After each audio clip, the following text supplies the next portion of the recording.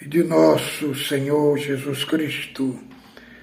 Este é o canal Felisberto Moreira, canal de opinião, reflexões e análises bíblico. Passando no nosso canal, não esqueça de inscrever-se e ativar as notificações. Os irmãos viram ontem, no culto no Brás, o ancião Luiz Carlos de Viçosa falou que este termo favor imerecido é uma tolice. Veja qual é o viés que eles estão levando à igreja. Irmãos, nós temos que ter muito cuidado, irmãos, que os cultos no Brás, se você for fazer uma harmonia com o que eles pregam, com a Escritura, o que eles pregam contradiz a própria Escritura. Eles defendem uma salvação por obra. Paulo falou em Gálatas que pelas obras ninguém será justificado diante de Deus. Irmão, mas o nosso assunto hoje aqui, o servo de Deus pôs aí no comentário ontem, para me fazer um vídeo sobre o paralelismo que há entre a serpente de bronze e a cruz. Então, nós vamos ler primeiro texto,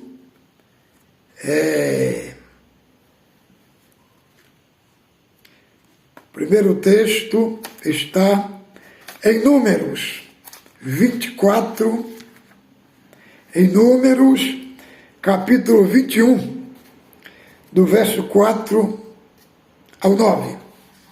Diz assim: Então partiram do Monte Ó, pelo caminho do Mar Vermelho, a rodear a terra de Edom. Porém o povo se tornou impaciente no caminho. E o povo falou contra Deus e contra Moisés: porque nos fizeste subir do Egito para que moramos neste deserto, onde não há pão nem água, e nossa alma tem fastio deste pão vil. Então o Senhor mandou entre o povo serpentes abrasadoras que mordiam o povo, e morreram muitos do povo de Israel.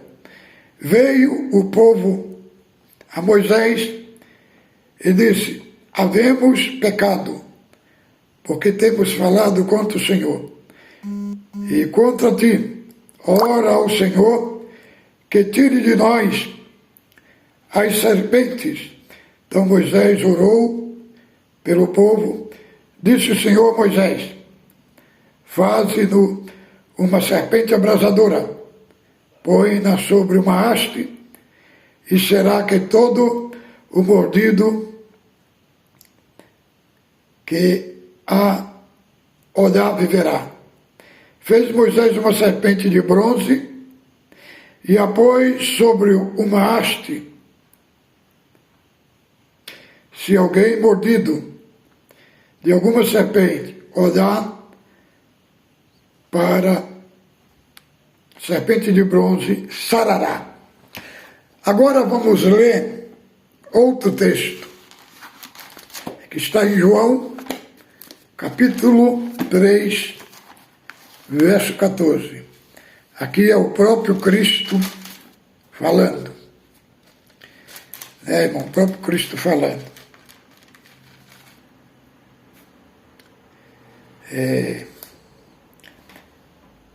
Evangelho de João, capítulo 3, verso 14. E do modo porque Moisés levantou a serpente no deserto, assim importa que o Filho do Homem seja levantado para que todo aquele que nele crê tenha a vida eterna. Então, irmãos, vamos entender esse paralelismo entre a serpente e a cruz. Então, no livro de Gênesis, nós encontramos lá também uma serpente, né? Uma serpente. E a serpente falou para Eva: não é pecado você comer da fruta, não.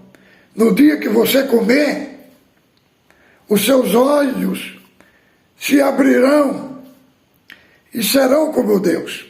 Vê como que o diabo, que ele é o enganador, mentiroso,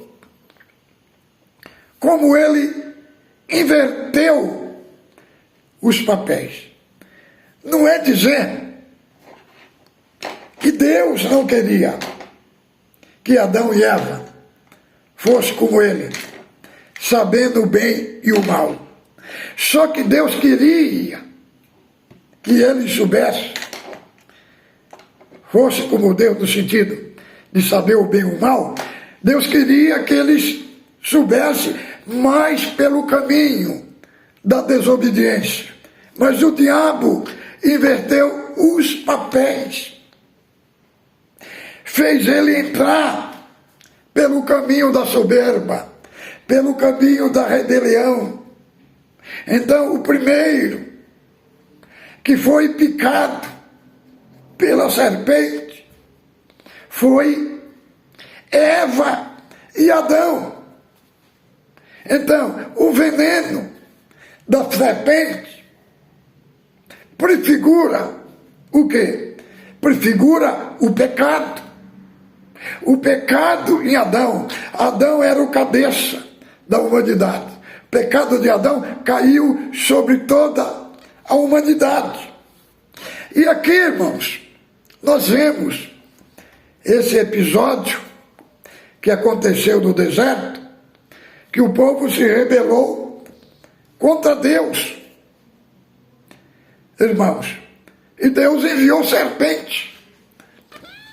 E a serpente mordia as pessoas morriam. E aí o povo foi reclamar a Moisés. Moisés falou para Deus, o Senhor falou: olha, Moisés, faz uma serpente de bronze e coloca numa haste, e todo aquele que olhar na serpente será curado. Então, irmão, nós vamos entender aqui, o próprio Deus falou lá em Êxodo, capítulo 20, assim: eu sou o Senhor vosso Deus, que vos tirei da terra do Egito. Não terás outros deuses diante de mim, e não farás imagem de figura no céu e na terra para adorar. Então, será que essa serpente de metal, ela foi levantada, ela infringia este mandamento? De maneira nenhuma, irmão. Porque ela não foi levantada para adoração. E porque olhava para ela, ficava curado. O poder não estava nela, estava em Deus. O que essa serpente prefigurava? Irmão, o bronze prefigurava Cristo, carregando os nossos pecados. E a haste prefigurava a cruz. Então, o contexto dessa serpente, aonde ela desemboca? Ela ela prefigura o quê? Ela prefigura a morte de Cristo na cruz.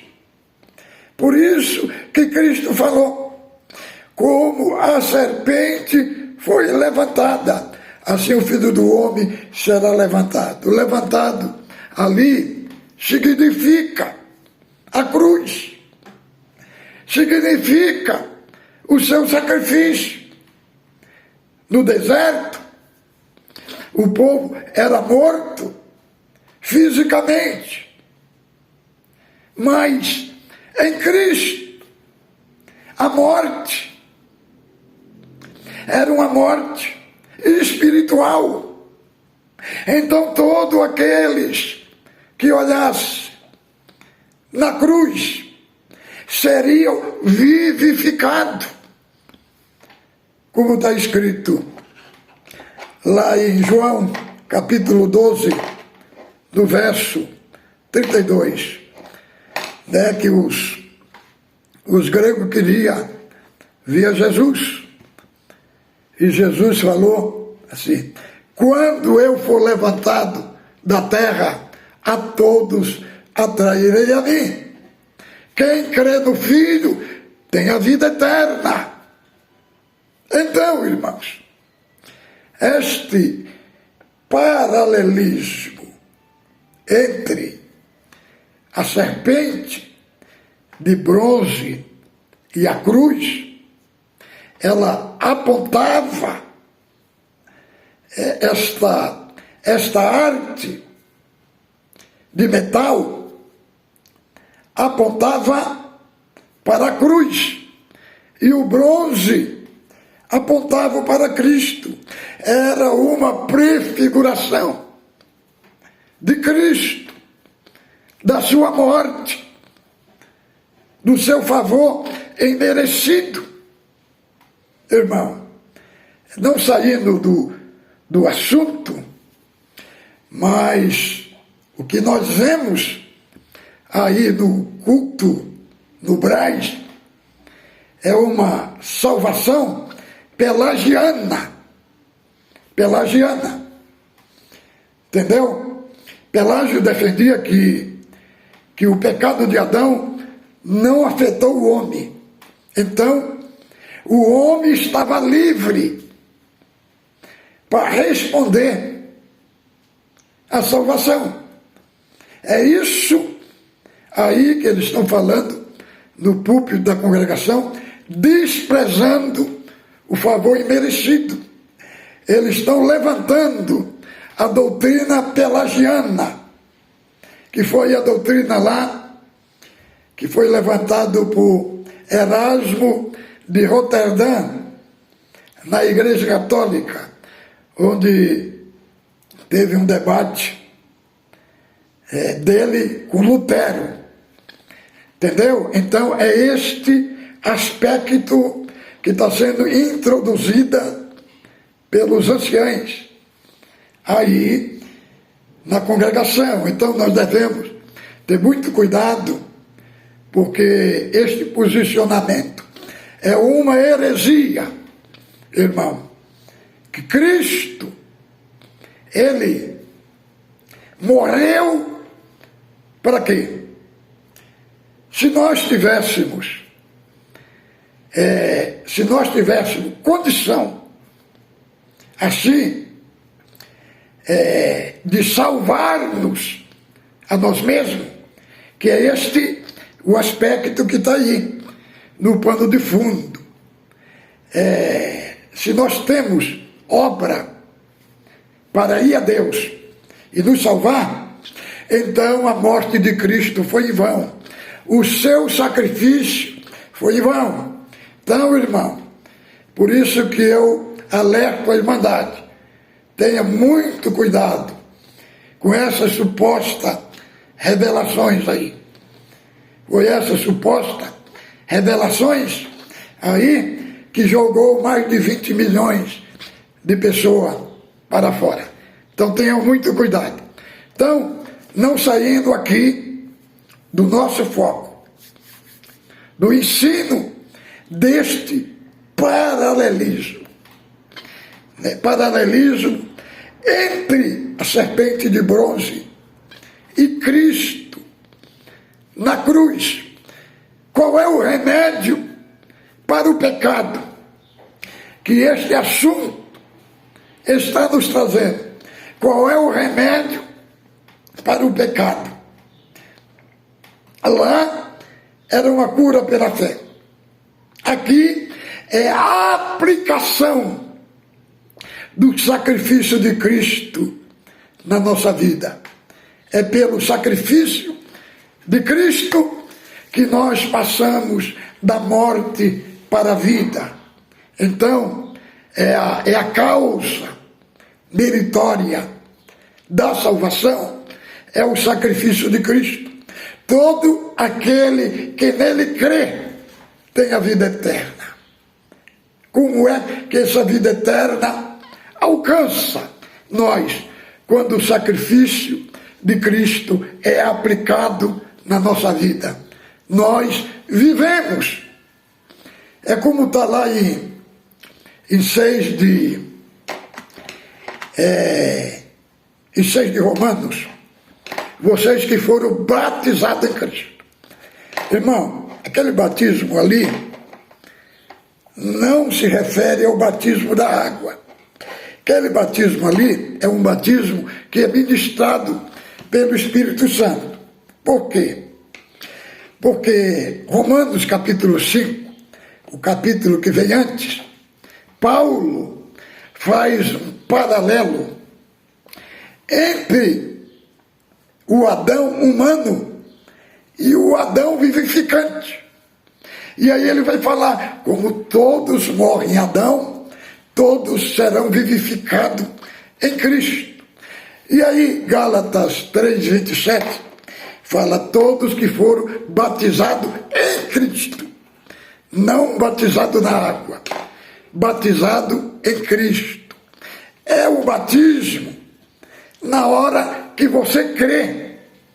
Você é imergido na morte de Cristo, no sacrifício de Cristo. É tanto que fala assim, como vós foste batizado na sua morte, também ressuscitaste com ele para andar a sua vida. Aí o apóstolo Paulo, ele vai fazer uma análise, como é que esse batismo acontece na vida do crente, que é um batismo que não é exercido pelo homem, mas é um batismo que é exercido pelo Espírito Santo, que é o batismo do novo nascimento. Fala assim, vocês foram batizados na sua morte. Então, não está escrito, vocês foram batizados na água. Não, ali está especificando, vocês foram batizados na morte. Querendo dizer, foste batizado no sacrifício. O vosso pecado foi levado na cruz. Na cruz. Por quê? Porque a nossa dívida era impagável. Nós não tínhamos mérito, porque estava morto em delito e em pecado. É igual Lázaro, irmão. Lázaro, quando estava na sepultura, 3 coisas ali aconteceu. Primeiro, Deus deu vida a Lázaro. Quando o Senhor falou, Lázaro, vem para fora. Primeiro, o Senhor deu vida para ele. Segundo, ele ouviu. E terceiro, ele se levantou. Então, como é que um morto vai decidir ir a Cristo? Irmão, isso é uma verdadeira heresia. Falar que toda a humanidade tem fé, irmão. Toda a humanidade tem fé. Isso é uma verdadeira mentira. que a fé o homem só recebe por meio do Evangelho. Irmão, nós somos salvos, não é por aquilo que temos, mas é por aquilo que está em Cristo. Nós nos apropriamos dos instrumentos que está em Cristo para poder nos salvar. Porque Cristo, o apóstolo Paulo, fala lá em Coríntios, 1 Coríntios capítulo 3, ninguém pode pôr outro fundamento além do que está posto, o qual é Cristo Jesus. Se alguém colocar ouro, pedra preciosa, palha, pelo fogo, será provado. Irmão, nós cremos em Cristo, com aquilo que Cristo disponibilizou para nós. Agora, essa expressão que este ancião de Viçosa fala, que toda a humanidade tem fé para crer, isso é uma mentira, irmão. Uma mentira, irmãos. Que a irmandade, a humanidade, se quiser crer, ela crê. Não é isso que está escrito, irmão. Não é isso. Escuta aí. Primeira coisa que acontece na obra da salvação é que o homem tem o coração de pedra. De pedra. E aí nós vimos lá, depois os irmãos lêem, eu vou deixar só o texto aqui, Ezequiel, capítulo 11, do 17 ao 20, veja o que está escrito lá, que Deus veio atrás do seu povo, e Deus tirou o coração de pedra, e lhe deu um coração de carne. O que significa isso? Coração de pedra é uma figura de linguagem que o profeta usa da incredulidade humana, da impiedade humana. Então, Deus tira o coração de pedra, faz o coração do homem ficar sensível à voz do Evangelho. Aí, depois que Deus tira o coração de pedra, o coração do homem fica exposto à voz do Evangelho. Aí, pela pregação do Evangelho, depois vem o segundo passo, que é a fé que é concedida pelo Evangelho. Aí o homem crê em Deus, porque a fé dada por Cristo é a fé instrumental. Nós não somos salvos pela fé, mas através da fé. A fé é um instrumento que nos apropriamos da causa meritória que é o sacrifício de Cristo. Então, irmão, a obra da salvação, ela se descortina no favor imerecido. Isso nós encontramos elas em toda a Bíblia. Em toda a Bíblia nós encontramos o favor imerecido. Nós vemos. Para o homem conhecer a Deus, primeiro Deus se revelou para ele. Veja, Jacó ia fugindo do seu irmão. Ele pegou uma pedra, colocou por cabeceira da sua cabeça. Aí ele teve uma visão que os anjos de Deus subiam e desciam. Quando ele levantou, ele falou: eu não sabia qual terrível este lugar. Este lugar não é outro senão a casa de Deus. Por que ele falou que aquele lugar é terrível? Será que foi pelas obras dele que ele descobriu que Deus estava ali? Não, irmão. Ele só descobriu que Deus estava ali porque Deus se revelou a ele.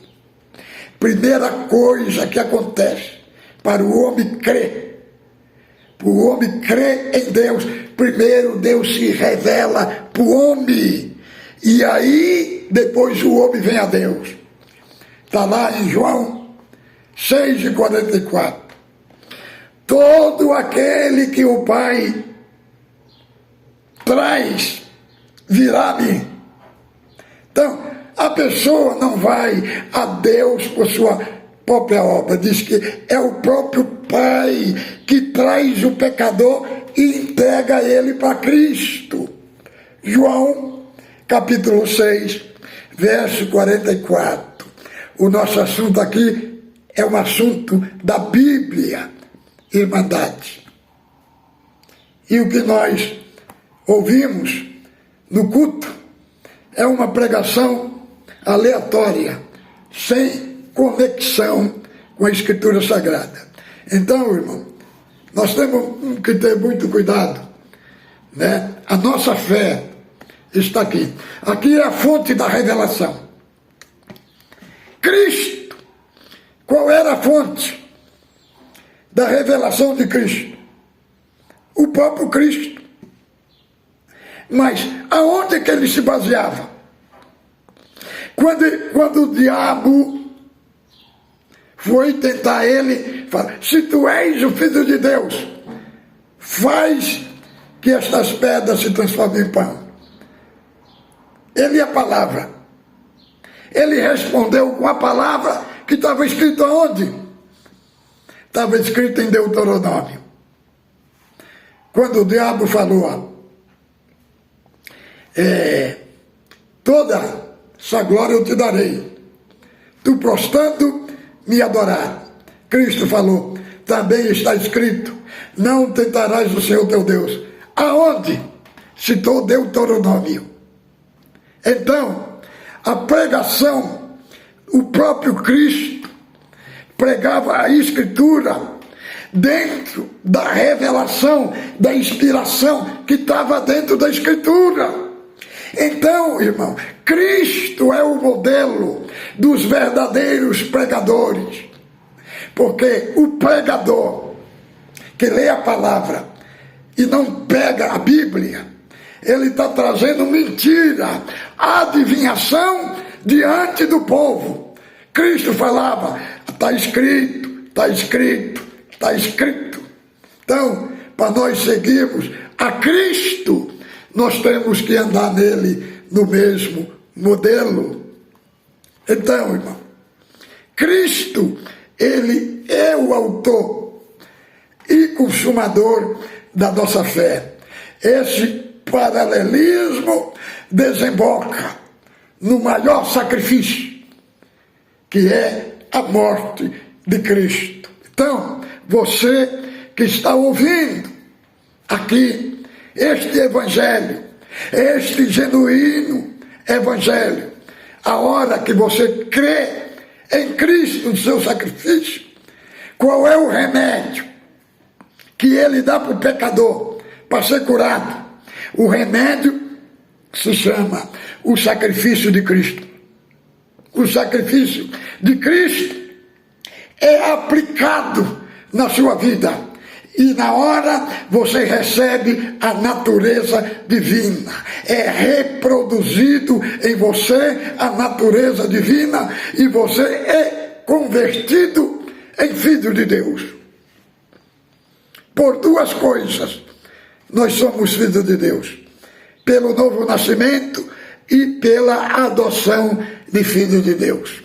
Então, é este assunto magnífico. A cura, a nossa cura, está no sacrifício de Cristo. Porque a serpente de bronze tipificava a morte de Cristo da cruz, o seu sacrifício, a nossa conta impagável sendo colocado na conta dele, ele bebendo o cálice da ira de Deus e ele satisfazendo as exigências da lei de Deus, porque era castigo eterno para todos nós, mas ele morreu em nosso lugar. Ele cancelou a nossa culpa. Ele cancelou o escrito de dívida que tinha contra nós. Ele rasgou o escrito de dívida. E agora, quando Satanás nos acusa diante de Deus, o próprio Cristo levanta, a conta dele está pago. Ele foi inocentado pelo sacrifício de Cristo. Os seus pecados foi pago na cruz. A minha morte foi aplicada na vida deles. Agora eles não devem nada. Agora, quando Deus olha para eles não são mais um réu diante do juiz, é um filho diante de um pai. Então este assunto magnífico que trouxe aqui para os irmãos. Que com Deus, a paz de Deus com todos.